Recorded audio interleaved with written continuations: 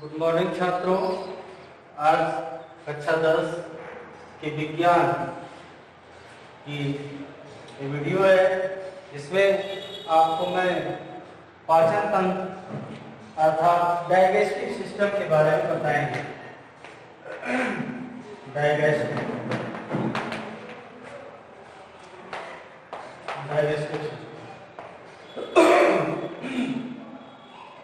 मनुष्य में पाचन की क्रिया जो है एक नली में होती है। मनुष्य यदि भोजन को ग्रहण करने के आधार पर देखा जाए तो मनुष्य जो है सर्वाहारी श्रेणी का प्राणी है।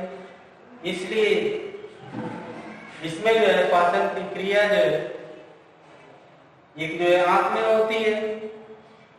सर्वाहारी होने के कारण या मांसाहारी होने के कारण या इस तरह से इसको हम डिवाइड कर दें, शाकाहारी और मांसाहारी के जीवों की जो आहार नाल की यदि हम तुलना करें तो मांसाहारी जीवों के आहार नाल एलिमेंट्री कैनाल छोटी होती है, जबकि शाकाहारी जीवों की जो आहार नाल बड़ी होती है, क्योंकि उसमें जो है सेलुलोज का डाइजेशन करना होता है। सेलुलोज एक प्रकार का कार्बोहाइड्रेट है जिसका जो लंबे समय तक डाइजेशन होता है। लेकिन अब जो हम मनुष्य का पाचन तंत्र कर रहे हैं तो मनुष्य की पाचन की क्रिया एक आहार नाल के अंतर्गत होती है और एलिमेंट्री कैनाल से नाम से पुकारते हैं। पाचन तंत्र को क्या कहते हैं? Alimentary canal. ये जो है आहार नाल है। आहार नाल मनुष्य के आहार नाल मुख से शुरू होकर के एनस तक जाती है, जिसमें जो विभिन्न स्टेज में जो है पाचन की क्रिया होती है। तो सबसे पहले जो हम शुरू करते हैं मुख में पाचन। जैसे कोई व्यक्ति जो है किसी खाद्य पदार्थ को सबसे पहले मुख गुहा में लेकर के उसे जो है छोटे छोटे टुकड़ों में तोड़ता है, जिससे जो मुख की गुहा में उपस्थित एक महत्वपूर्ण एंजाइम टायरिन एंजाइम जो सबसे पहले कार्बोहाइड्रेट का पाचन करती है। ये पूछा जाए कि मनुष्य में पाचन की क्रिया कहाँ से शुरू होती है तो उसका आंसर होगा जो मुख गुहा या बक्कल केवटी, माउथ पार्ट से ही जो है भोजन का पाचन शुरू होता है। या पाचन पूछा जाए कि पाचन क्या है तो जटिल कार्बनिक यौगिकों को सरल कार्बनिक यौगिकों में अवशोषण करने योग्य बदलने की क्रिया को पाचन कहते हैं, या बड़े अणुओं को छोटे अणुओं में अवशोषण करने योग्य बनाने की क्रिया को पाचन कहते हैं। जैसे आप जो है माउथ के अंदर जो है देख रहे हैं कोई भोज्य पदार्थ आएगा जिससे जो है दांतों और जो है जीभ की सहायता से उसे मेस्टिकेट किया जाएगा।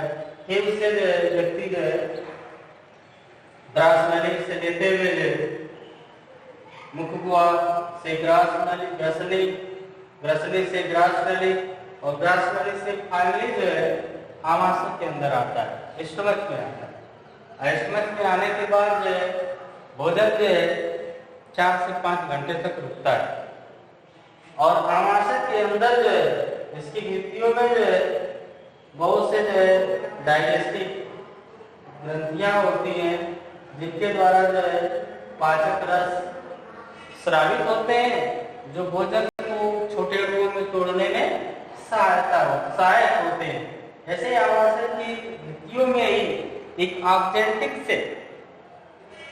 सेल होती है जो हाइड्रोक्लोरिक एसिड HCl का फॉर्मेशन करती है।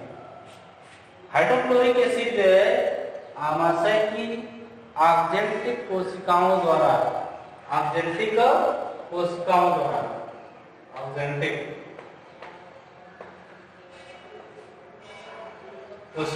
जो है क्या होता है, उसका द्वारा हाइड्रोक्लोरिक एसिड का फॉर्मेशन होता है। ऑक्जेंटिक सेल जो हाइड्रोक्लोरिक एसिड बनाती है। हाइड्रोक्लोरिक एसिड का काम क्या हो गया? भोजन को जो अम्लीय माध्यम प्रदान करना, भोजन को सड़ने से बचाना और पाचन की क्रिया को आसान करना। और इसमें बहुत सी क्रियाएं होती हैं और पचने के बाद जो भोजन जो है यहाँ पर जो है एक नली देख रहे हैं छोटी सी नली है जिससे जो इधर लीवर जुड़ा है, यकृत, जिसे इंग्लिश में लीवर कहते हैं, और हिंदी में आप देख रहे हैं जिगर, यकृत, कलेजा, कई नामों से पुकारते हैं। सामान्य रूप से जो है गांव में लीवर के नाम से ही जानते हैं। ये मनुष्य के शरीर की जो है सबसे महत्वपूर्ण ग्रंथि है। पाचन के साथ साथ जो है उत्सर्जन का भी काम करती है, टॉक्सिक पदार्थों को शरीर से बाहर निकालने का काम करती है।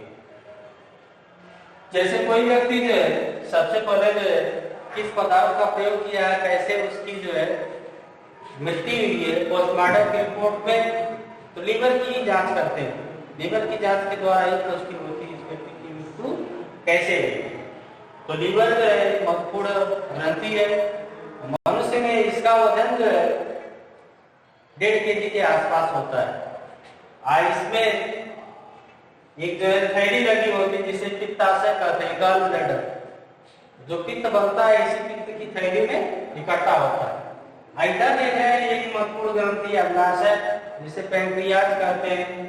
इसमें भी जो है यह एक बहिस्रावी ग्रंथि मिश्रित ग्रंथि है। अग्नाशय क्या है? एक मिश्रित ग्रंथि है। ग्रंथियों को डिवाइड किया जाए तो इंडोक्राइन और एक्सोक्राइन 2 भागों में बढ़ती है। तो ये जो है दोनों नेचर की होती है। एक्सोक्राइन देखा जाए तो इसमें 3 प्रकार के हार्मोन्स निकलते हैं, ट्रिप्सिन, एमाइलेक्सिन, एस्टीएक्सिन। 3 पाचक एंजाइम निकलते हैं, ट्रिप्सिन, एमाइलेक्सिन, एस्टीएक्सिन। और एंडोक्राइन की तरह देखा जाए तो इसमें जो है 3 कोशिकाएं होती हैं, अल्फा, बीटा, गामा या डेल्टा सेल। अल्फा सेल के द्वारा जो है ग्लूकेगॉन हार्मोन्स बनता है, बीटा सेल के द्वारा इंसुलिन और डेल्टा सेल द्वारा सोमैटोस्टेसिस। ये तो ये ग्रंथि होगी, ये जो है पाचक रसों का स्राव करती है। ये दोनों ग्रंथियों द्वारा बना हुआ पाचक रस इस ग्रहणी में, इसे हम क्या कहते हैं? ग्रहणी, डियोडेनम। यहाँ पर एक वाल्व लग रहती है जिसे पाइलोरिक वाल्व कहते हैं। भोजन जो है जब कायिनुमा बन जाता है तो पाइलोरिक वाल्व में आता है। पाइलोरिक वाल्व में से यहाँ पर ग्रहणी में जब भोजन आता है तो इसका जो है पाचन, कि यहाँ पर आंशिक भोजन का पाचन होता है, यहाँ पर लगभग पाचन की क्रिया संपूर्ण हो जाती है। फिर उसके बाद जो है ग्रहणी से भोजन, ग्रहणी को हिंदी में पक्वास, दूसरे शब्द में पक्वासन, नहीं पक्वासन नहीं, इसे ग्रहणी करते हैं।